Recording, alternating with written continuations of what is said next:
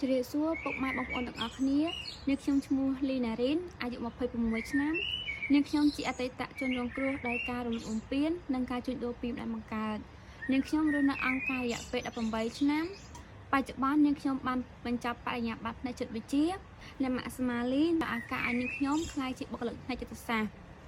ក្នុងថ្ងៃនេះផងដែរខ្ញុំពិតជាមានអារម្មណ៍រំភើបដែលខ្ញុំមានឱកាសបានមកដល់ប្រទេសស្វីសហើយខ្ញុំពិតជាមានអារម្មណ៍រំភើបនិងត្រេកអរពេលដែលខ្ញុំបានមកដល់ប្រទេសស្វីសអ្វីដែលខ្ញុំបានឃើញផ្នែកជាងគេគឺទេសភាពហើយនៅភ្នំតកក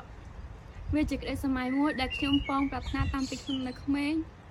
ហើយដែលធ្វើឲ្យខ្ញុំមានអារម្មណ៍ថាខ្លួនឯងពិតជាពិសេសហើយនឹងមានសំណាងបំផុតដោយសារតែមានការជួយជ្រោមជ្រែងពីអ្នកម៉ាក់សមាលីនិងលោកតាក្លូតនិងប្រជាជនស្វីសទាំងអស់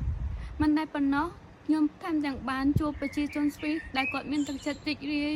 គាត់ស្រឡាញ់ពួកខ្ញុំគាត់ផ្ដល់ក្តីស្រឡាញ់គាត់អោបហើយគាត់តែងតែផ្ដល់នៅទឹកចិត្តដ៏ល្អឲ្យពួកខ្ញុំ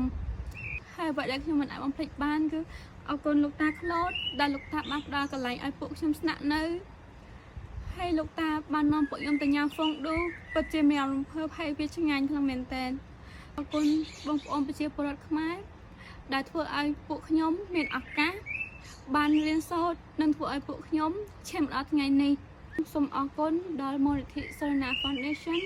ហើយខ្ញុំសូមជូនពរឲ្យពួកគាត់មានសុខភាពល្អនិងប្រកបការងារដោយជោគជ័យហើយជាចុងក្រោយនៅខ្ញុំសូមជូនពរឲ្យអ្នកម៉ាក់